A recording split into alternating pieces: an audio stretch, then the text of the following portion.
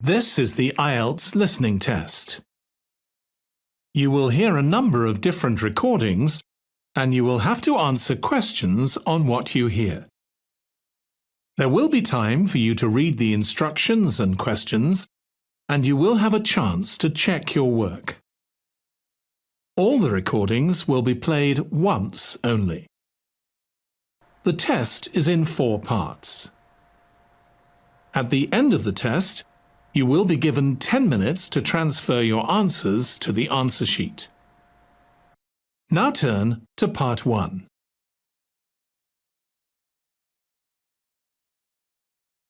Part 1. You will hear a man having an interview for a job in a hotel.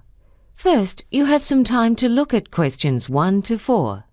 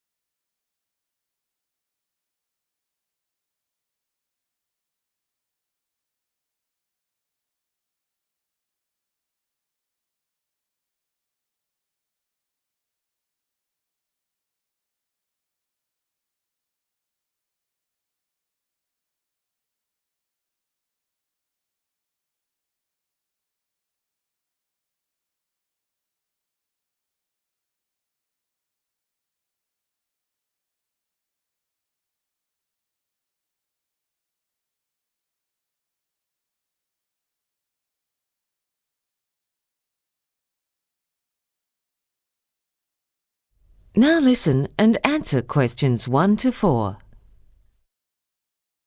Good morning, Mr. Peters. Please come in and have a seat. Thank you.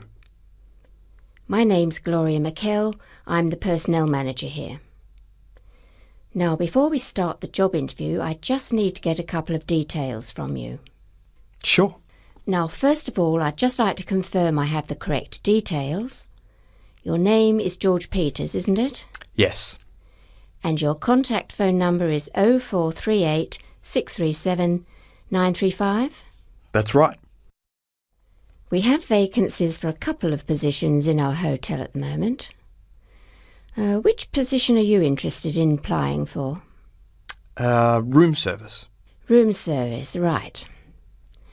Now, I'd like to find out a little about your employment background.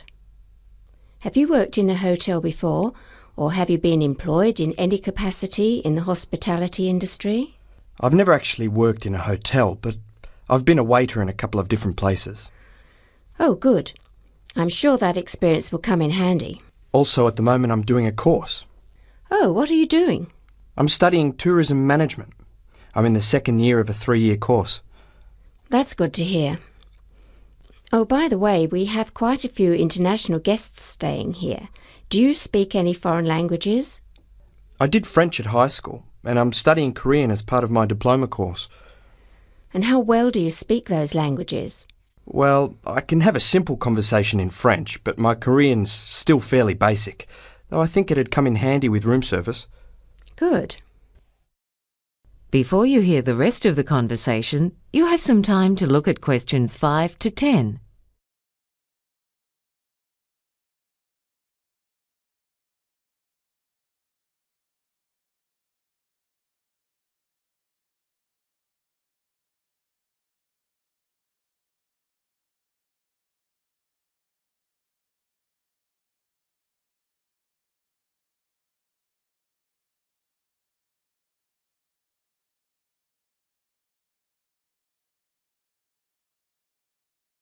Now listen and answer questions 5 to 10.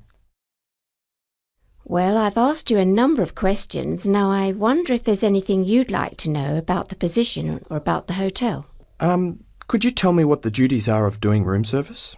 I mean, I've got a vague idea, but it'd be good to know exactly what it involves. Yes, of course. In fact, your duties would not be limited to room service. There are a few extra things that are now part of the job you're applying for. For instance, the porter used to carry guests' bags to their rooms, but his position has been abolished and that would now be your responsibility. Unlike a waiter, you don't take their orders for food. The kitchen staff does that by phone. Right. If you're on afternoon shift, you also have to take the afternoon newspapers to the guests who've ordered them. But if you're on the morning shift, it's done by the concierge. You're qualified to serve alcohol, aren't you? Yes. Good, because on evening shifts you may have to serve in the hotel bar. What else? If a guest calls to say there's a problem with some of the equipment in the room, if it's something simple like one of the light bulbs is blown, then you replace it. But if it's something more complex, say if the TV isn't working, you leave that to the technical staff. I see. Oh no, sorry. There's been a change in that. In fact, now all electrical work has to be done by the technical staff. It's an occupational health and safety issue. Better to be safe than sorry, I suppose. Yes. You don't have to do any of the cleaning, though you do have to remove any dirty plates the guests have used in their rooms. The cleaners are the ones who make sure the fridges have the right amount of drinks and snacks in them. There are a few other duties, but basically room service plays an important role in maintaining guest satisfaction, and so a friendly attitude and efficiency are what's required. Oh, that goes without saying.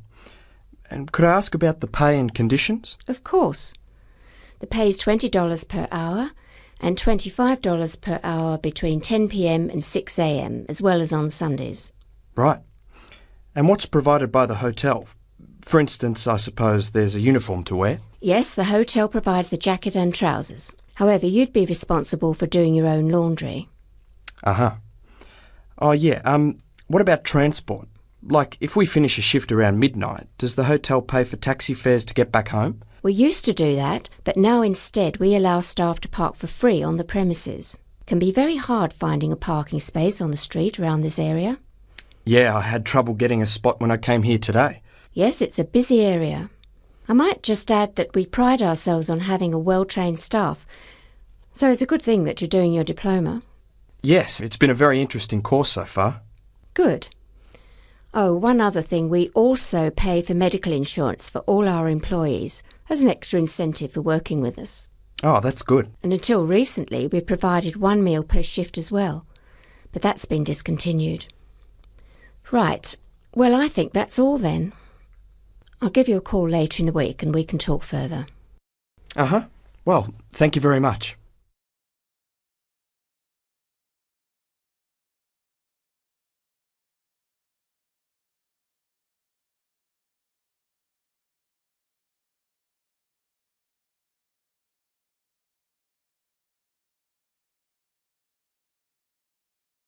That is the end of part 1. You now have 1 minute to check your answers to part 1.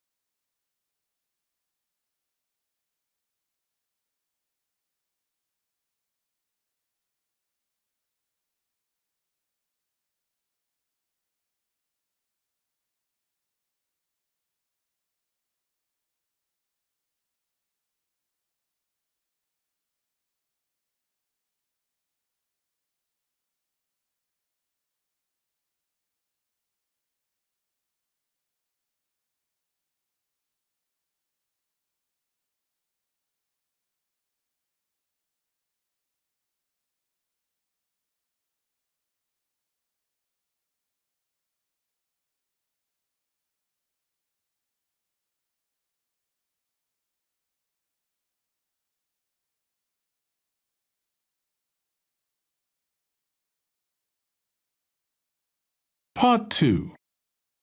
Timothy Curtin is an officer at the Department of Immigration. You will hear him talking to foreign students at a business college regarding visa regulations.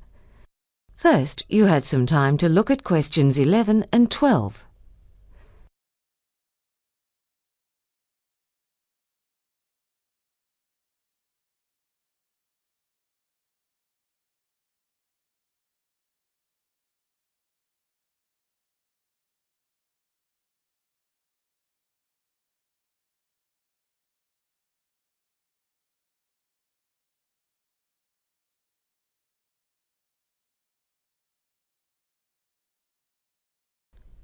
Now listen and answer questions 11 and 12. Good morning, everyone. My name's Timothy Curtin, and I work for the Department of Immigration. I've come along today to give you some information about visa regulations so as to make your stay here a bit easier. I'll be telling you about some of the rules for those on student visas and particularly about how to extend your visa. Now, I'm from the Atwood office of the Department of Immigration. At our office, we mainly process work visas.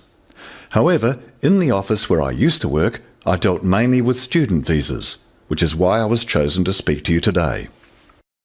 For other matters, such as residency applications or medical visas, you need to go to the Hampstead office of the department. For visas for people who are here on holidays, you can go to any office of the Department of Immigration.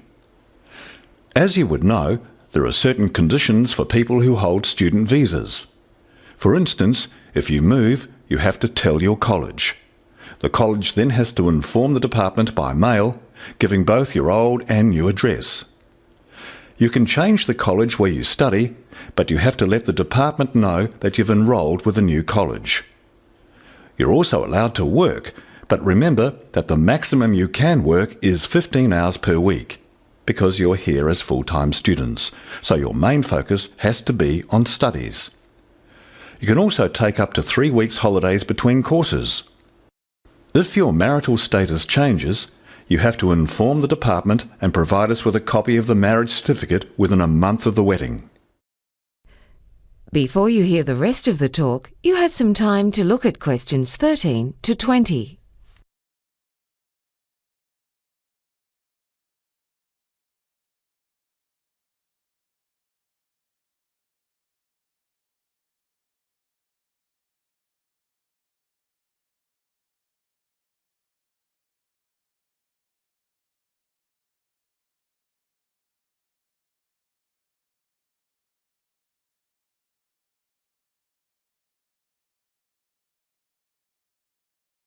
Now listen and answer questions 13 to 20.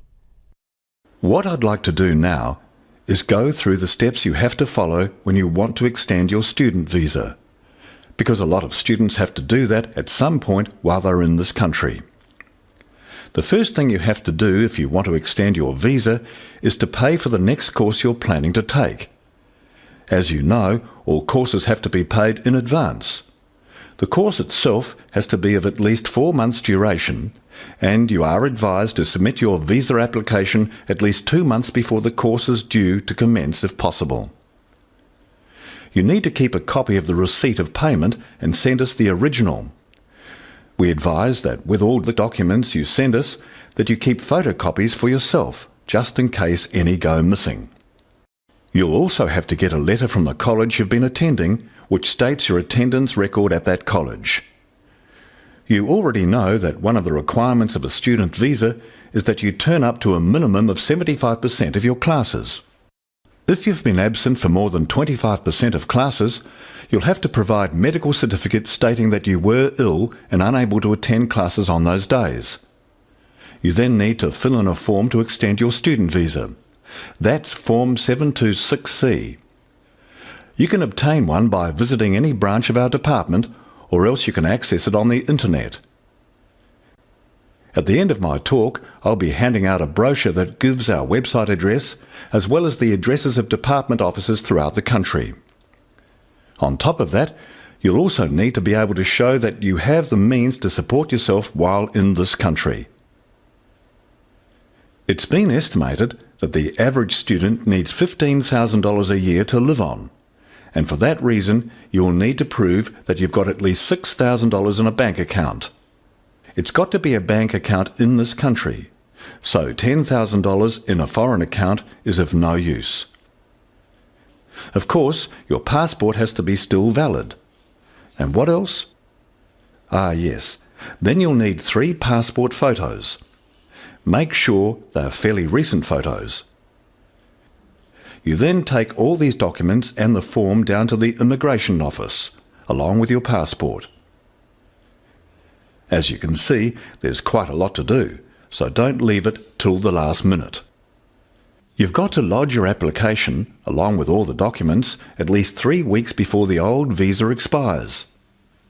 You have to pay for the visa application too, and that money's non-refundable. You can pay by cash, credit card or cheque. Oh, by the way, it'll cost you $325 to apply for an extension of your student visa. Wait, let me check that. Oh, that's right, it's gone up to $435.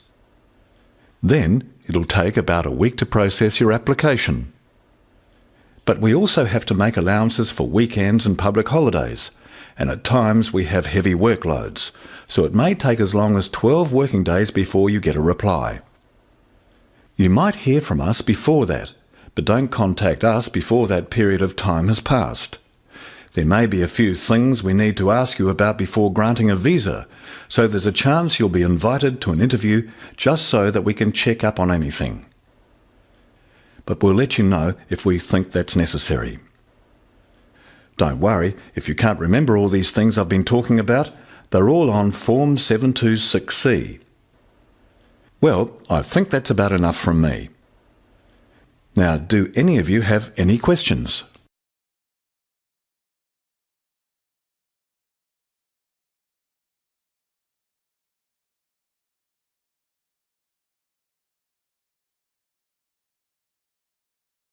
That is the end of Part 2. You now have 30 seconds to check your answers to Part 2.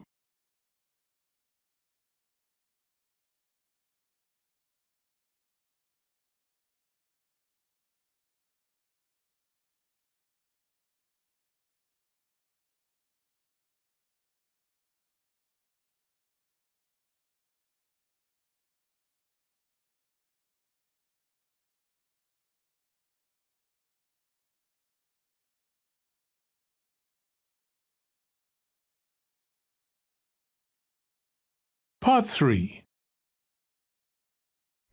You will hear two marketing students, Maggie and Mike, talking to their teacher about a seminar presentation that they are preparing. First, you have some time to look at questions 21 to 24.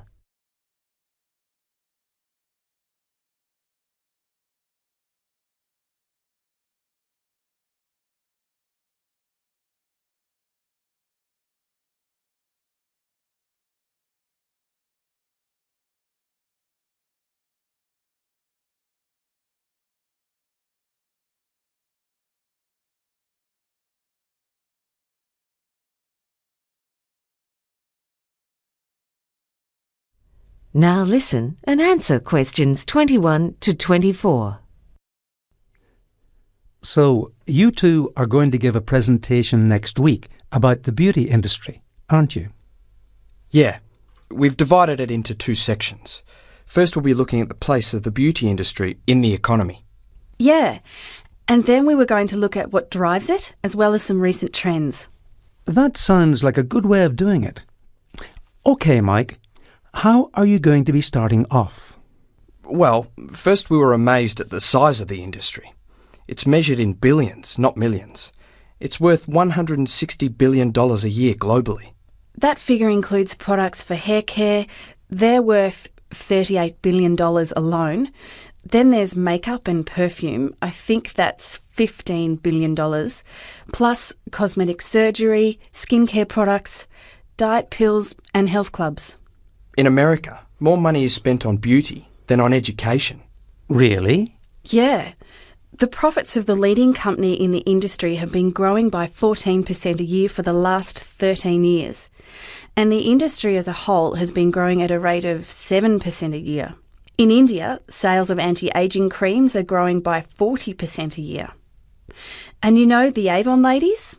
Well, there are 900,000 of them in Brazil, which is more than the number of people in its navy and army. Amazing. Now, just going back a bit, you mentioned cosmetic surgery. Do you have any data on that? Yeah.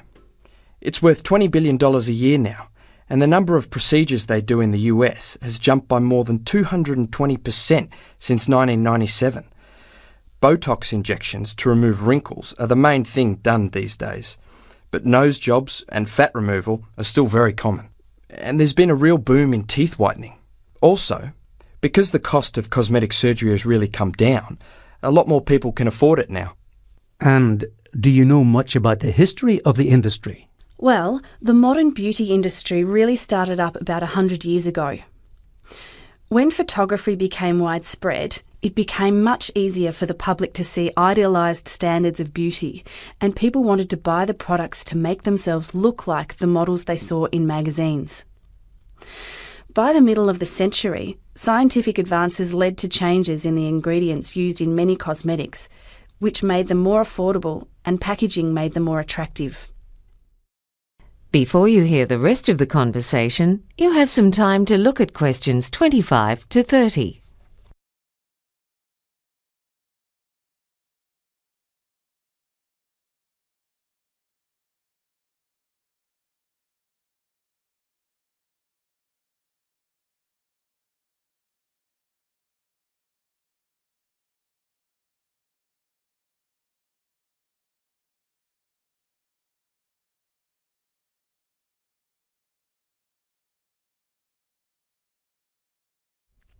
Now listen and answer questions 25 to 30. Now, in the second part of your presentation, you're going to be looking at why people buy the products. Yes, that's right. This area is a bit more subjective, and Mike and I disagreed on a few matters. Well, marketing is a hit and miss affair, and it's true what they say, that only half of any marketing budget achieves the desired result. I think that's an exaggeration, don't you? Anyway, there are powerful forces at work in the beauty industry because when it comes down to it, there's no avoiding the fact that it's all about image and that this industry is so successful because it preys on people's hopes and fears. Oh, that's a bit harsh, isn't it? It's only natural to try to look your best. Well, the guy who founded Revlon called the whole business hope in a jar. Did he? Well, that's a nice way of putting it. We found a British study of 11,000 people which concluded that people who are less attractive earn less money. And that was the case no matter whether they worked as secretaries, in sales or as executives. And why do you think that's the case? Well, I reckon one reason is because attractive people have higher expectations and are less willing to put up with being treated badly. Yeah, but there are plenty of good-looking people with low self-esteem who do let others walk all over them. I think what it comes down to is that people in general treat good-looking people well, and it starts young. Even 3-month-old babies smile longer at faces that adults find attractive. So, who judges what's beautiful and what isn't? We didn't really go into that, but it seems that perceptions of beauty are connected to health and fertility. In some places, people go for shiny hair. In other cultures, women use mascara to make their eyes look bigger and to give themselves a younger look. But a universal indicator of being young and healthy is to have clear skin. And that's why so much money is made from skin cleansers, moisturisers, facial creams and so on. Well, there are certainly plenty of tricks to this trade. Yeah, and most of them aren't new tricks at all. I think I could make a link at this part of the presentation to what Mike was saying about the early 20th century, because there's a trend now in the beauty industry to go back to the approach they had a century ago, when they stressed a connection between beauty and health. They got women to have facials and do exercise classes. Now they aim at beauty, but also like people to be fit, not just thin. Oh, come on. The industry just scares people into going on diets that can actually harm them. And most of those thin models aren't in good physical condition. They're just hungry. You can't tell just by looking. Anyway, I'm not denying that image is important. In fact, beauty firms spend up to 25% of their turnover on advertising. That's incredible. Isn't it? And they put just 2 or 3% into research and development. By comparison, in the pharmaceutical industry, 15% of sales goes into research and development. Well, it sounds like you've got the topic well covered. I'm sure the class will really enjoy your presentation.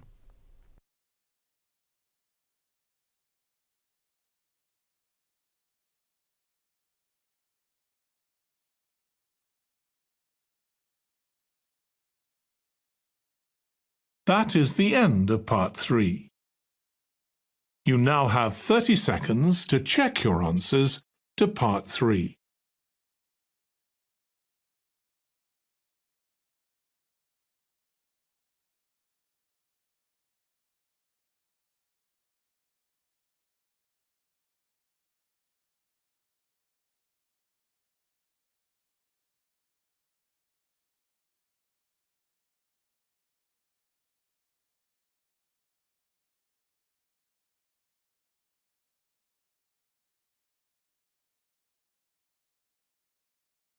Part 4.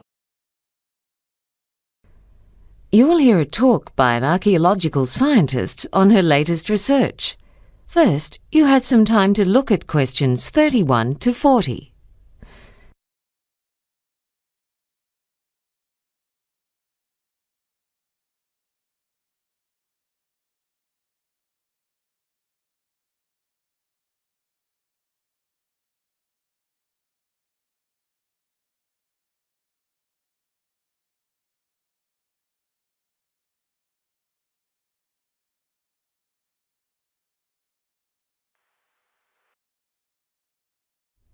Now, listen and answer questions 31 to 40. Good morning, ladies and gentlemen. Many of you may remember that in 1991, a couple who were hiking high in the mountains on the border between Italy and Austria found the body of a man who had died 5,300 years ago. This corpse was later given the nickname the Iceman. Fortunately, a complete set of clothes and a variety of gear were found on or near the corpse, and these give us further clues as to his identity. Today, I'd like to speak to you about some of the latest findings on the Iceman. Scientists have learned from the Iceman's corpse in the same way as detectives investigating a murder gather clues from the victim's body. The study of the Iceman's bones shows that he was 46 years old at the time of death, which is relatively old for people at that time. It appears that he belonged to a group from central northern Europe rather than to the group of people who lived not far to the south of the spot where his body was found. Yet it seems he may have moved around somewhat during his life. Although exactly where he spent his life is unknown, investigation of his tooth enamel suggests that he grew up in one place and then spent several decades in another area. Samples taken from his stomach and intestines give us an indication of what he'd eaten shortly before his death, including grains, though this does not allow conclusions to be drawn as to what he usually ate. However, samples of his hair show that his usual diet consisted of plants and the meat of several animals.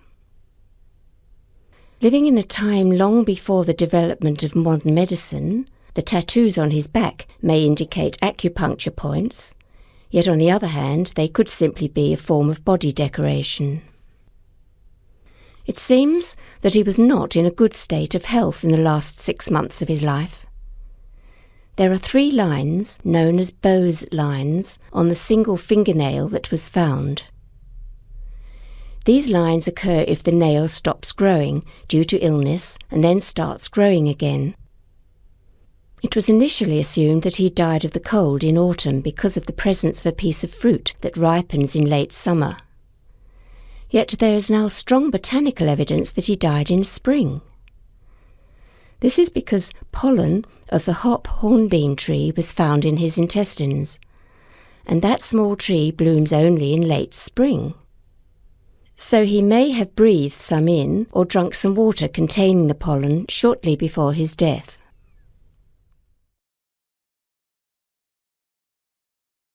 So what else do we know about the Iceman?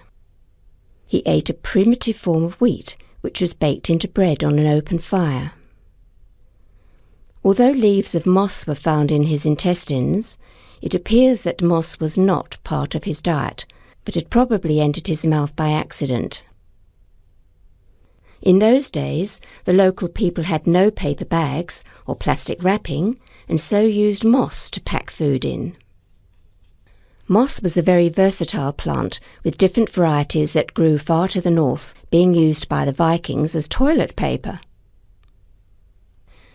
The equipment found around the body gives us many clues as to his way of life. He was well prepared for climbing through the mountains.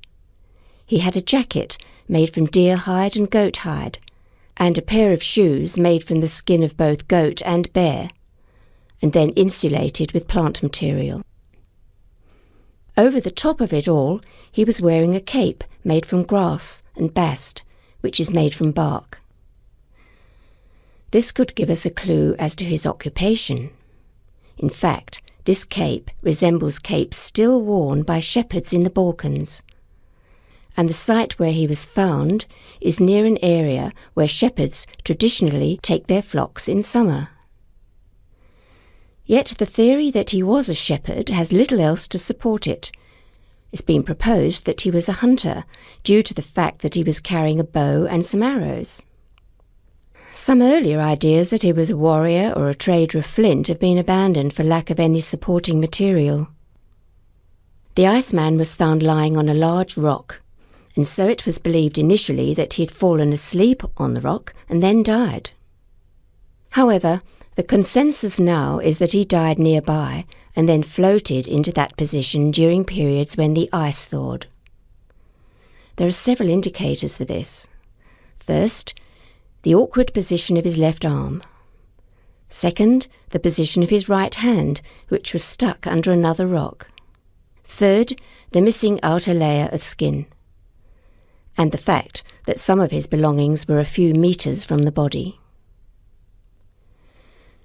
Despite these interesting findings, there are still many things that we don't know about the Iceman. What was he doing up there high in the mountains, apparently by himself? Did he die from exhaustion and cold while running away from danger? We may never know exactly what the cause of death was, because this would require an autopsy, which has not been allowed as it would cause too much damage to the corpse.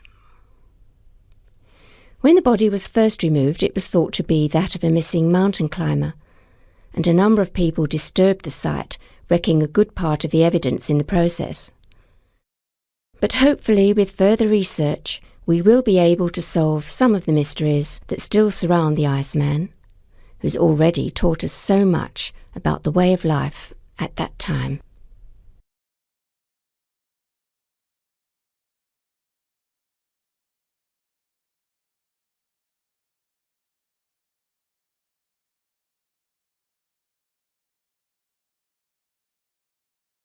That is the end of part 4. You now have 1 minute to check your answers to part 4. That is the end of the listening test. In the Ielts test, you would now have 10 minutes to transfer your answers to the answer sheet.